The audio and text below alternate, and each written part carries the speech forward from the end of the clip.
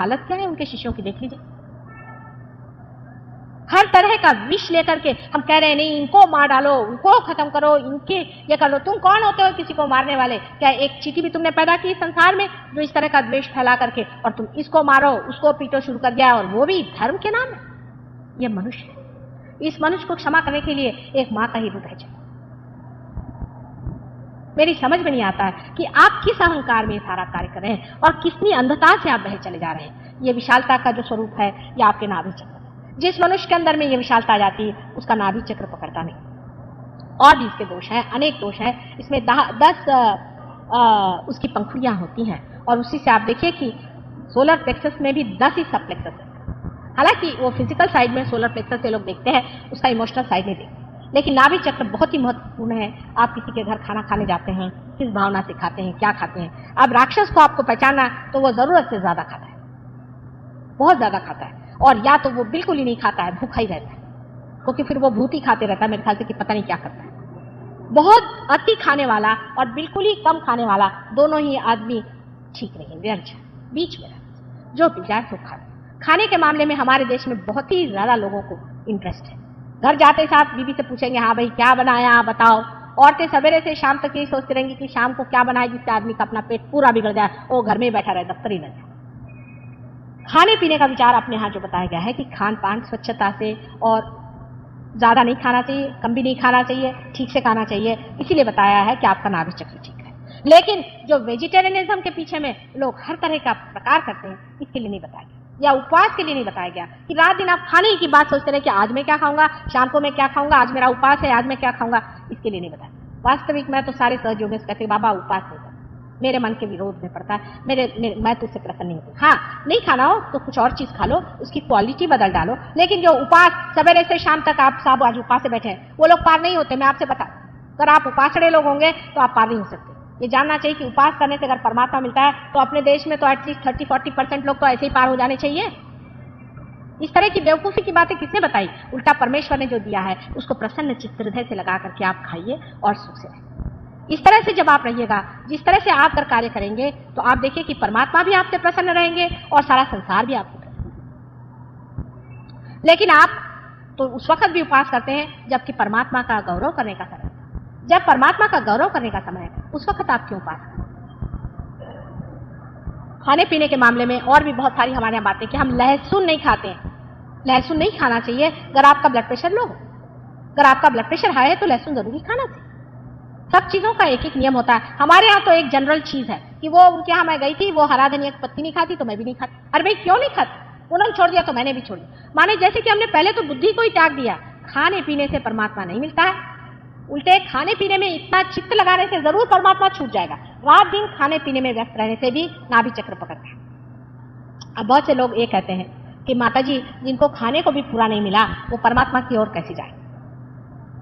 ये प्रश्न सब लोग अपने देश में मुझसे पूछते हैं, और मैं जब बहुत लोगों से बोलती हूँ तो ऐसा शहरों में मैंने देखा, पर जब मैं गांव में जाती हूँ तो कोई भी ऐसा मुझसे प्रश्न नहीं पूछता। ये तो शहर वाले हैं जो कि खा पी के तरबेज है, वो पूछते। गांव वाले पूछते। गांव वालों की तो कमाल ये है कि उनको अगर पता है कि हमारी मोटर इधर से जा रही तो पहले ही रास्ते पे वो लेटे रहेंगे और मोटर रोक लेंगे और बस खटाखट पार होते हैं वो, क्योंकि उनके लिए उनको मालूम है कि खाना पीना ही सब कुछ नहीं है, खाने पीने से ही संतोष नहीं है, खाने से आगे कोई चीज है, क्योंकि उन्होंने भूख सही हुई और वो जानते हैं कि अगर भूख ही सब कुछ चीज होती तो हम आज तक जीते नहीं। हालांकि उनकी दशा ठीक करनी चाहिए, वो आप लोगों को ठीक करनी चाहिए जो आज शहर में बैठे। लेकिन वो जब तक आप पार नहीं होंगे, जब तक आपकी शक्तियां जागृत नहीं होगी, आप वो चीज ठीक नहीं कर सकते। लेकिन एक बहाना ढूंढा जाता है, उसके पीछे में छिप कर कहा जाता है कि माता जी जब तक लोगों की दशा, आपकी दशा क्या है? आप तो मोटरों में घूम रहे हैं, खूब आराम से खा रहे हैं, और आप कह रहे हैं हम गरीबों की दशा अच्छी करें। अगर कोई भूखा आदमी मुझसे ऐसा आकर कहे तो मैं उस बात को मान्य कर सकता, लेकिन मैंने आज तक देखा नहीं कि कोई गरीब आदमी ऐसी बात उठाएगा। यहाँ पे कलवा से बहुत ही गरीब खानदान के लोग हमारे यहाँ पे, और जब भी आएंगे कोई ना कोई फूल लेके आएंगे। मैंने कहा क्यों बेटे इतना खर्चा करते हर समय? मुझे उनका बड़ा जी लगता है, इतने प्रेम से आते रहते हैं और इतने प्रेमी लोग हैं। अभी मैं उनके यहाँ प्रोग्राम में गई तो जहाँ से मेरी मोटर से मैं गई हूँ उससे सारा रास्ता इन लोगों ने बत्तियां जलाई थी, और वहाँ पहुंची तो सारी बत्तियां, और इतने गाँव के लोग 1000 आदमी इतने प्रेम से वहाँ पहुंचे। मैं एकदम से मेरे तो जी भराया। मैंने कहा बेटी इतना तुमने क्यों खर्चा किया? हमारे व्यवस्थापक से मैंने कहा बाबा इनका जो पैसा दे दो, इतना इन्होंने खर्चा किया, इनका पैसा दो। कहा माता जी हमने तो एक पैसा नहीं खर्चा किया, लोगों को पता हुआ कि आप आ रहे हैं तो ये साहब ने हमको ये भिजा दिया, उसने वो भिजा दिया, जिसका मंडप था उसने अपने आप लगा दिया कि चलो माता जी हमारे आशीर्वाद कर। कभी मैंने देखा नहीं कि उन्होंने हमसे कहा कि हमें खाने को दो कि पीने को दो, माँ हमें परमात्मा दो। वो लोग मांग रहे हैं और आप लोग उस आड़ में भाग रहे हैं। आप जिस दिन पार हो जाएंगे, आप स्वयं इस चीज को पालेंगे, तो यही स्थान है जहां पर श्री विष्णु और लक्ष्मी जी का स्थान। और जिस वक्त ये जागरूक हो जाता है तब आपको आश्चर्य होगा। इन्हीं की बात मैं बताती हूँ जो कलवा के हैं। तो मैंने उनसे कहा कि भाई तुम रोज मेरे लिए एक हार लाते हो तो इतना खर्चा करते हो, मुझे बड़ा दुख लगता है। और हमेशा मैंने देखा है एक हार लेके वो आती है। मैंने कहा बेटे इसका पैसा तो बहुत लगता है, तुम मत लाया करो। नहीं माँ, कहने तो हम आपसे बता नहीं सकते, हमारे साथ एक बड़ा चमत्कार हो। मैंने कहा क्या? कहने लगे कि हम पार हो गए। उसके बाद दूसरे दिन सवेरे हमारे पास एक आदमी आया और वो कहने लगा, एक सिंधी आदमी आया और कहने लगा कि आपकी जो ज़मीन है ये बहुत ही बढ़िया है और इस ज़मीन की जो मिट्टी है वो इससे हम ईंटें बनाएंगे, क्या तुम हमें ये बेचोगे? और कहने लगे वो हर रोज़ मिट्टी उठा के ले जाते और हमें बहुत सारे रुपये देते। उनके अंदर की लक्ष्मी जब जागरूक हो गई तो पैसा को क्या, पैसा माने संपत्ति आपके अंदर आ गई। अगर आप पार हो जाएं तो आपके अंदर स्वयं साक्षात लक्ष्मी जागरूक होगी। आपके यहाँ बहुत से सहयोगी वो बता सकते हैं कि जिनकी नौकरियां नहीं थी उनके पास भी पैसे की भरमार हो। उसकी वजह यह कि आपके अंदर की लक्ष्मी जागरूक होना चाहिए। अब लक्ष्मी का मतलब पैसा नहीं होता, लक्ष्मी का मतलब संतोष। मनुष्य के अंदर वो एक तरह से संतोष आता है। मैं देखती हूँ करोड़ोंपति लोग मेरे पास आते हैं, करोड़ोंपति लोग, लेकिन कहते माता जी हमारे जरा आइएगा आप हमारे घर में, हमारे यहाँ वो बिजनेस खोल रहे हैं, आपके आशीर्वाद से अच्छा चलेगा।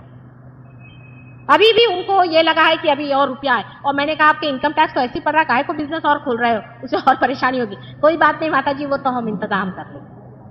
ये पैसा नहीं होता, पैसा का मतलब है संतोष। पैसे का मतलब है लक्ष्मी का स्वरूप। लक्ष्मी स्वयं माँ है। लक्ष्मी के एक हाथ में दान है, एक हाथ में आश्रय, दो हाथ में कमल।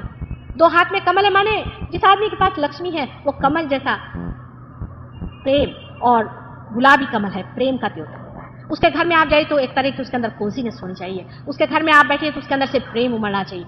उसको मैं रईस मानती हूँ जिसका घर हमेशा खुला है। मैं अपने पिता की बात बताती हूँ जो कि लीजेंडरी लोग सोचेंगे। मेरे पिता का घर सुबह शाम 24 घंटे खुला रहता। वो भी रियलाइज्ड आदमी थे और वो कहते पता नहीं बेटे कोई भी भूला भटका आ जाएगा, उसको पानी की जरूरत पड़ जाए, कुछ पड़ जाए तो उसको अंदर आ जाए। और हमारे फादर क्या कभी चोरी नहीं, कभी नहीं। और हमारे घर के जितना भी सामान था वो सारा कम्युनल था, माने जितनी कारपेट थी वो आपकी बाहर जाती थी, बिछती थी लोगों के लिए और उसी में उनको आनंद आता था। फिर यही नहीं याद रहता था कि किसको दी थी कारपेट पिछले शादी में। उनका सारा ही सामान बाहर घूमते रहता था और वो कभी कभी घर पे आ जाता था और ज्यादातर वो घूमते रहते, कहते भाई उनके घर गया वहां से उठा लो, उनके घर गया उनके यहाँ से उठा। उनको ये कभी मालूम नहीं था कि अपनी जो भी चीज है उस संपत्ति को या उस इसको कहना चाहिए कि अपनी संपदा उसको खुद ही अपने बाल बच्चों के साथ और बैठ करके एंजॉय करें, कभी भी। और वही बात मैं आज देखती हूँ कि अगर आज हमारे कैपिटलिस्ट लोगों में ये बात दिमाग में आ जाए कि ये हमारे अकेले एंजॉय करने की चीज नहीं है लेकिन सारे समाज को बांट के खाए, तो ये सारे प्रश्न समाज के एकदम टूट जाएंगे। उनको लक्ष्मीपति होना चाहिए, पैसा वाला नहीं होना चाहिए। पैसे वाले को कोई नहीं पूछता है, उसको कोई भी नहीं जानता है, उसके बच्चों को तक कोई नहीं मानता है जब तक आप समाज में विपरीत अपने होते नहीं। और सहजो ये पूरी तरह से कैपिटलिज्म है क्योंकि आपकी पूरी शक्ति जागरूक होती है और पूरी तरह से कम्युनिज्म है क्योंकि इसका वितरण करना पड़ता है। यही है जिसमें कि दोनों चीजें मिल जाती हैं और यह आपके नाभि चक्र के जागृति से होता है कि मनुष्य पूरी तरह से इस शक्ति को एकत्रित कर ले और पूरी तरह से शक्ति को जब तक वितरित नहीं करता। आप जैसे कल मैं यहाँ 11:15 बजे तक थी और एक साथ 10 बजे आकर ले माँ आप घर जाओ, तुमको बहुत देर हो रही, लेकिन मेरे अंदर इतना ज्यादा कल वाइब्रेशन का जोर था कि मैंने कहा कि नहीं ये तो बाठी के जाऊंगी नहीं, तो मैं तो यहीं खड़ी खड़ी देती रही। अब मेरे घर में बच्चे भी कहते हैं कभी कभी 2-2 बज जाते हैं, 3-3 बज जाते हैं, मुझे कभी थकानी नहीं आती। रात दिन मुझे इससे मजा आता है कि मैं देती ही रहूं क्योंकि मैंने बहुत पाया है और इसीलिए मैं देती हूँ। अगर मैंने पाया नहीं होता तो मैं नहीं देती, लेकिन मैंने अनेक चीजों में पाया और इतना पाया है, इतना भरपूर पाया कि पूरे तरह से मैं देना ही चाहती। ऐसा आदमी जब उसकी जागरूक हो जाती है लक्ष्मी जी शब्द को आप समझे, मैं पैसे की बात नहीं कर रही क्योंकि पैसा बड़ी घिनौनी चीज है, लेकिन लक्ष्मी साक्षात देवी जी है। जब ये लक्ष्मी आपके अंदर जाग जाती है ऐसा आदमी चमकता है। एक भी आदमी ऐसा कहीं हो उसको जन्म जन्मांतर तक लोग याद करते हैं, उसको बार बार याद करते हैं, अरे वो है, वो आदमी है। जैसे कि हम अपने पिता का आपसे बता रहे हैं, जब उनकी मृत्यु हो गई उसके बाद मेरे भाई की शादी, हम देखते हैं कहीं से घी चला रहा है, कहीं से कुछ चला रहा है, कहीं से कुछ चला रहा है। हम लोगों के समझ में नहीं आ रहा था कि ये सब लोग कौन ला रहे हैं। हमने कहा कि भैया क्या, कहले अरे आपके पिताजी वो तो एकदम भगवान थे, उन्होंने तो हमारा ये बच्चे को बचा लिया, उन्होंने तो हमारा ये कर दिया। रात दिन वो रत रहते थे दुनिया में। उसी तरह के आप भी हो सकते हैं अगर आपकी नाभि चक्र जागृत हो जाए, आप में एक कॉन्फिडेंस आ जाए।